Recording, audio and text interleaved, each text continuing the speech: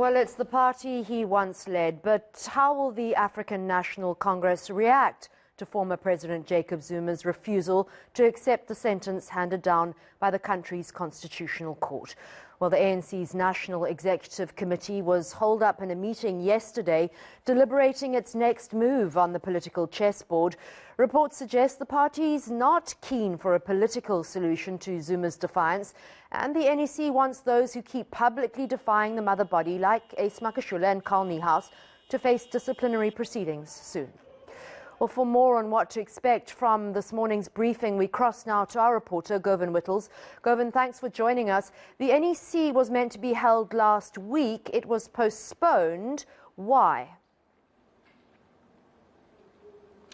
Well, it was postponed because of the number of people that were gathering outside former President Jacob Zuma's home. More than 2,000 of his supporters had flocked to eNCA, and the ANC's National Executive Committee deciding that it would postpone its meeting and then send a senior delegation of leaders to eNCA to engage with the former president, to speak to him about the people that were outside, to speak to him about what he should do in the wake of that sentencing, but also to speak to some of the leaders of the disbanded MK-MVA who are outside of eNCA. So they've done that. Yesterday they held this special NEC meeting, which was called specifically to address the Zuma issue.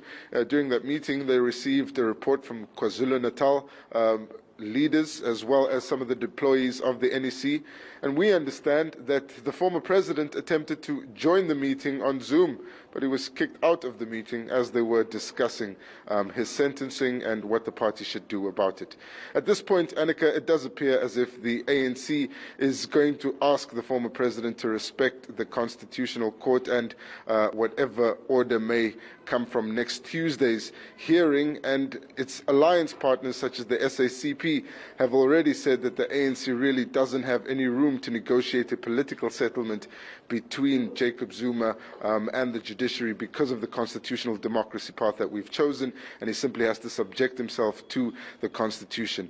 Another interesting part here is these disbanded MK-MVA members that are in Nkandla. They are allowed to exist as veterans of the country's military activities, both against the apartheid state, and then they, of course, were formalized when the former President Jacob Zuma created the Department of Military Veterans and Defense, and then they began to get some relief, but right now they're not a recognized structure of the ANC.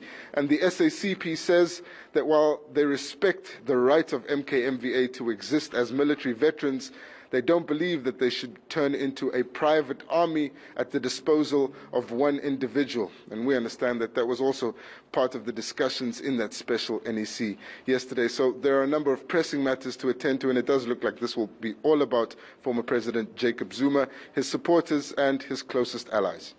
Govan, President Cyril Ramaphosa seems to have been very careful to not confuse party or conflate party and state here or interfere in the three arms of state. There hasn't been much comment at all from people within the NEC, only those who have been sort of pushed away, if you like Ace Makashule, Tony Yengeni, Bongani Bongo, etc. Those sort of Zuma supporters. Very little from Jesse Duarte, Paul Mashatile, or any of the other top-ranking ANC members. Yeah, we haven't heard from the sitting leaders in the top 6 level of the ANC regarding this matter.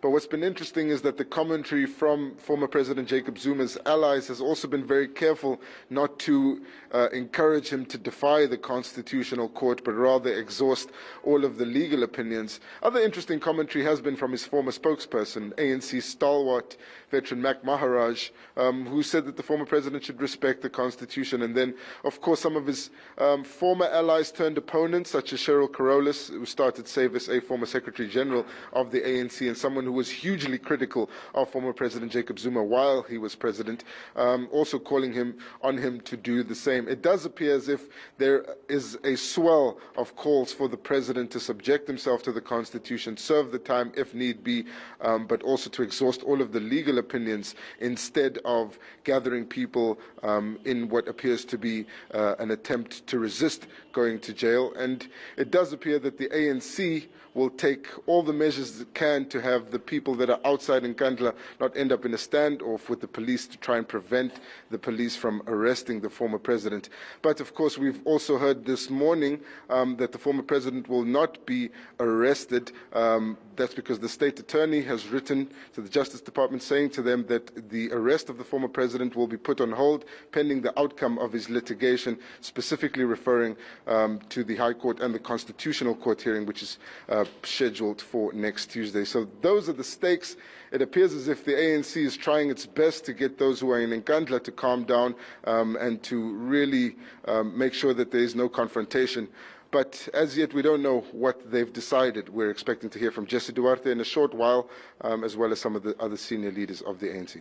And that NEC media briefing is scheduled to start at 10 o'clock.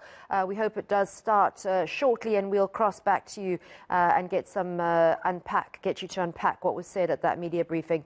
Thanks so much. Our reporter at that ANC NEC meeting, Govan Whittles, will be back after